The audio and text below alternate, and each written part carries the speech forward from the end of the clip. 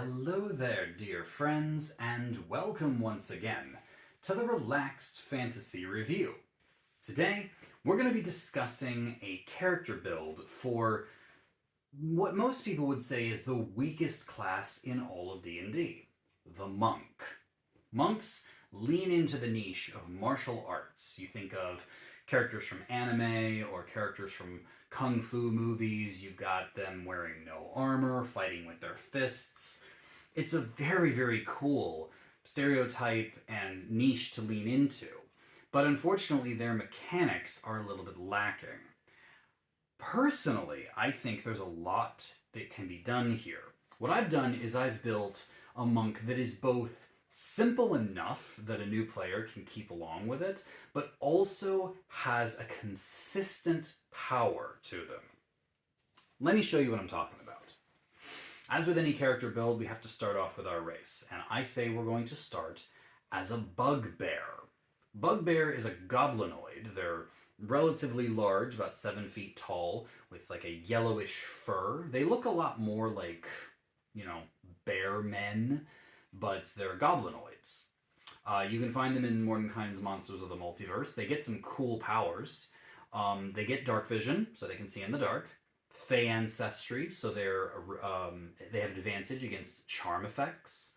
And they have the powerful build feature, which means that they count as a size larger when it comes to strength-based things like pushing, pulling, and lifting. They have the sneaky feature, which gives them automatic proficiency in stealth, and allows them to squeeze into tight spaces when they sneak, which is kind of nice. They even have a surprise attack feature. If they attack on the first round of combat against a creature that hasn't gone yet, they do an extra 2d6 damage per attack.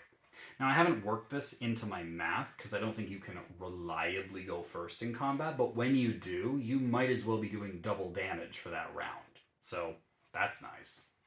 But the main reason we're here, after all of these abilities, is the long-limbed feature. Bugbears have really long arms, even though they're medium-sized creatures, and most medium-sized creatures have a 5-foot reach. So if you're going to hit someone with an attack and a weapon strike, you have a range of someone who's next to you, 5 feet away. A bugbear can hit someone who's 10 feet away with a weapon attack, and unarmed strikes count. This is going to be important as we move forward. I gave them the hermit background. That's just the recommended one for the monk. It gives you a couple skill proficiencies, tool proficiency, a language, and the discovery feature, which is basically just story in a feature. You know something, and you and your DM can discuss what secrets you know or what discovery you made and how it ties into the story. It's not a great feature, but it's there. Now at Monk 1, when you're level 1 monk, you get proficiency in strength and dexterity saving throws. You get a couple skill proficiencies as well. And you don't get any armor proficiencies, but you're proficient in simple weapons and short swords. And you get a couple features. You get unarmored defense. Normally when a creature is unarmored, their defense is 10 plus their dexterity modifier. A monk, their armor class when they're not wearing armor or using a shield, is 10 plus their dexterity modifier plus their wisdom modifier. So you want to crank both of those numbers to keep your AC high. They also get martial arts. What this means is that they can use their dexterity to attack with unarmed strikes and monk weapons, which are simple weapons or short swords, the ones you're proficient in. So you don't have to use a finesse weapon to attack with dexterity. Any monk weapon or your unarmed strike, you can attack with dex. You also, using your martial arts, can attack as a bonus action if you take the attack action on your turn. So right from level 1, you get a bonus action attack. That's not bad. As far as our stats go, I'm going point by, as I usually do. I'm taking a 15 in dexterity and taking our +1 there. A 14 in wisdom and a +2 there. So you've got a 16 and a 16 in your 2 important stats. A 12 constitution, a 12 intelligence, a 10 in strength, and then a 9 in charisma, which is our only negative modifier. So here we are at level 1. Our armor class is 16. Our hit points are only 9, unfortunately, because monks have a d8 hit die. But, you know, we're doing okay. Every turn in combat, we're going to run in and we're going to punch with an unarmed strike, and then bonus action, punch again. And this means that we're going to be doing a fair amount of damage. The unarmed strikes of the monk start off at a d4. So you're going to actually get a little more damage if you dual wield short swords at this level. That'll change at higher monk levels. So for now, let's assume you're using short swords. They're still monk weapons, so you can assume that you're working with the damage and the dexterity there.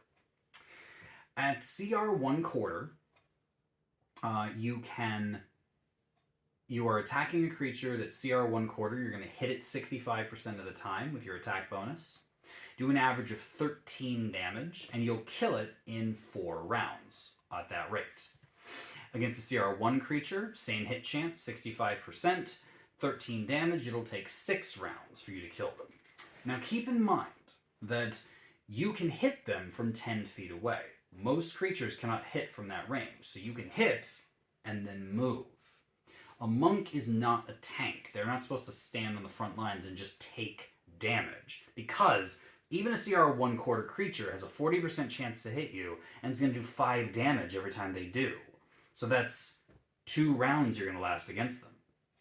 And a CR 1 creature, 40% chance to hit, an average of 12 damage, which means they can one-shot you. That's why I like the bugbear race. They hit from 10 feet, and then they can move, not provoking opportunity attacks and getting away from the person they just hit. This is a really helpful feature to have, making the monk a very hit-and-run style combatant. And it's going to get better as we go. Then at level 2, we're going to get Ki. Ki is the monk's feature. They get Ki points, which are equal to their monk level. So at this point you have 2. And there's 3 things you can do with them. You can use them for Flurry of Blows, which means that after you take an attack action, you can spend a Ki point and your bonus action to make 2 unarmed strikes. So you're attacking 3 times now. Once with your weapon and 2 with your unarmed strikes. Then, another thing you can use Ki for is Patient Defense, where you can use a bonus action and a Ki point to use the dodge action, so you can attack and dodge in the same turn. That's not bad. Dodging gives your enemies disadvantage to hit you, so it makes you better for defense. Or you can use a Ki point for Step of the Wind. As a bonus action and a Ki point, you can either dash or disengage from an enemy. So that means that this isn't really a big deal because we're a bugbear, so we can hit from a range and then back away. So the disengage action is kind of pointless. But I suppose if we had an enemy right next to us and we wanted to hit and run, this could help. We also get unarmored movement at this level, which increases our speed by 10 feet. So now we have a 40-foot move speed instead of a 30, which means that if we're doing that hit from 10 feet and run tactic, we're going to be getting away probably further than they can get to us.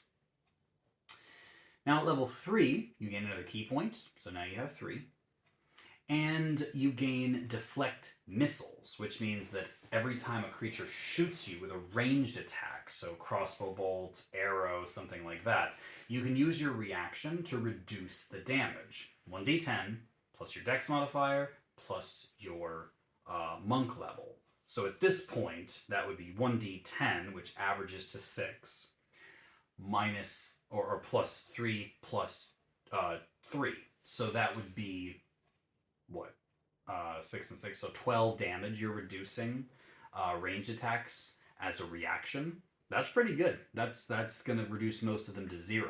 And if you reduce it to 0, you can even spend a Ki point to throw it back as a ranged attack. So you can even weaponize your reaction if you want to use the Ki.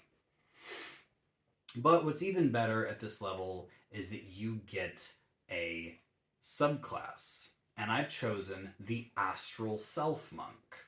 You'll see why in a sec. The Astral Self monk is in Tasha's Cauldron of Everything, and the idea is that this is a monk that truly embodies their spiritual self in a physical way. You get to feature Arms of the Astral Self. You can bring out these spiritual arms as a bonus action, which does an area of effect attack when it first comes out, which I guess is their way of saying, sorry for not letting you use Flurry of Blows this turn. But when you bring your arms out, you now can use your wisdom to attack instead of your dexterity. At this point in your career, they're the same, so it doesn't really matter, but it's kind of cool that you can do that, and it means you can lean into your wisdom as you level up. They also increase your reach by 5 more feet when you attack with these spiritual arms. So now your bugbear has spirit arms that can reach 15 feet instead of the 10 you were reaching before. Now you can hit creatures way further away. And that's why I wanted the arms. A reach of 15 feet, even pole arms don't reach that far. A creature with a pole arm, like a giant glaive, cannot hit as far as you can with your fists. It's madness. And it's not complicated either. You bonus action, bring your arms out at the beginning of combat, and then every turn after that, you're just hitting with your magic arms, both your main attack and your Flurry of Blows. So that's 3 attacks at a 15-foot range. And then you move out of the way with your increased speed. You're going to be like 50 feet away from the enemies. How the heck are they going to hit you? And then the next turn, you go in, hit them again, and run away. It's a great strategy. You can't Flurry of Blows constantly because you only have 3 key points, but they do come back on a short rest. So I'm still going to be working under the assumption that you're fighting with Flurry of Blows as you fight. Against a CR1 enemy, you're going to hit 65% of the time, do an average of 20 damage every turn, which will kill an enemy in 4 rounds. Against a CR3 creature, 65% chance to hit, 20 average damage, you kill them in 6 rounds. Now, assuming you have to take a hit, against a CR1 creature, they've got a 40% chance to hit you. They do an average of 12 damage, which means they'll kill you in 2 rounds. And against a CR3 creature, they've got a 45% chance to hit. They do 24 damage, which means they can one-shot you. That sounds familiar, because it turns out the numbers are identical to level 1. The average enemy, which started as CR1 quarter and then goes to CR1 at level 3, you can kill them in 4 rounds. They can kill you in 2, assuming they're hitting you. The boss enemy, CR1 at level 1, CR3 at level 3, it would take 6 rounds of hitting them to kill them, and they can one-shot you if they can hit you. You see, there's consistency here. The amount of damage you're doing versus the amount of damage you're taking remains consistent as you go. That's actually really cool to me.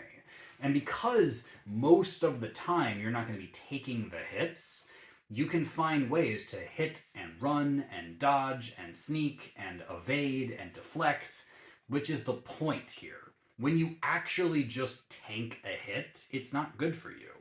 And this is going to be a theme of the monk. You don't want to be a tank. You want to be a damage dealer who stays out of the reach of their enemies. And this Bugbear Astral Self Monk has insane reach, so you can still do this.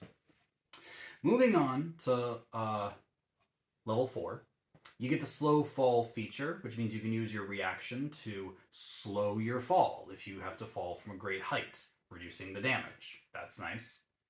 You also get an ability score increase or feat, and I've chosen the mobile feat. This further enhances our mobility. Gives us a plus 10 to our speed, so now our speed is 50. And when we hit a creature, or rather when we attack a creature, whether we hit them or not, we can then move away from that creature without provoking opportunity attacks. Which wasn't really much of an issue anyway, since we were attacking most enemies from 15 feet away anyway. But now, if they happen to close the gap, in the event that they do manage to get in close, as long as we punch them or punch at them, we don't have to hit them. just one time, now we can move away from them and they can't follow us, or they can't opportunity attack us. This means that if a creature decides that they're going to, okay, he's dashing in and out, hitting me, and I can't get to him. Well, I'm not going to attack at all. I'm just going to use all my movement speed and my dash action and get right up next to him. So if he tries to run away again, I can opportunity attack him. That's something you had to face up until the mobile feat. Now you have the mobile feat. They try that on you. Okay, hit once. Now they can't opportunity attack you. You don't even have to disengage. This makes Step of the Wind even more useless than it was before. And honestly, it makes Patient Defense not that useful either, because you don't need to dodge. No one's going to be able to get to you. Then at level 5, you get Extra Attack. So when you take the attack action, you attack twice. Which means that if your Flurry of Blows is also going off, you're now attacking 4 times. Your martial arts die becomes a 1d6, so you're hitting with your unarmed strikes as hard as you are with your sword. So you don't need your sword anymore. You also get Stunning Strike. Stunning Strike says that when you hit a creature with an unarmed attack, you can spend a key point, force them to make a Constitution saving throw, and if they fail it, they are stunned. A great feature, to be sure. I'm not going to assume we're using this because it costs key and because con saves aren't that reliable. Lots of creatures have good Constitution saving throws. So it's cool if you need to stun someone, you can try, but I'm not going to assume we're using it most of the time. Here at level 5, we're still doing the same thing. Extra attack striking with our main attack, and then Flurry of Blows every turn. How do the numbers shake out? Well, a CR2 enemy, we will hit 70% of the time, do an average of 26 damage with our 4 attacks, meaning we will kill them in 4 rounds. And a CR5 enemy, we will hit 60% of the time, do an average damage of 26, kill them in 6 rounds, which are the same numbers that we've been seeing all along. How about our defense? Our armor class is still 16, we have 33 hit points, but a speed of 50. But assuming we had to take the hits, for whatever reason, a CR2 enemy would hit us 40% of the time, do an average of 18 damage, meaning they'd kill us in 2 rounds, and a CR5 enemy would hit us 55% of the time, do an average of 36 damage, meaning they can one-shot us. So the numbers remain the same.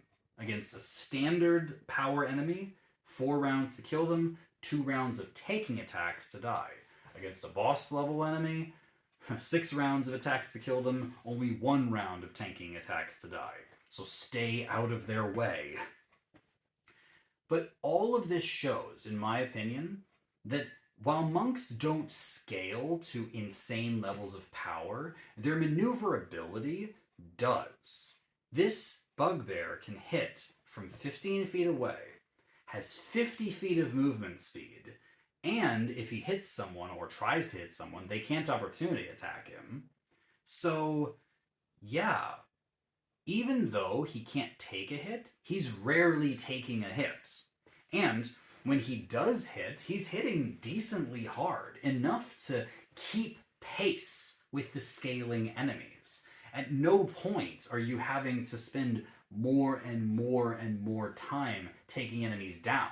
You've been doing the same relative percentage of damage the whole time. The monk is the most consistent character build I've done so far.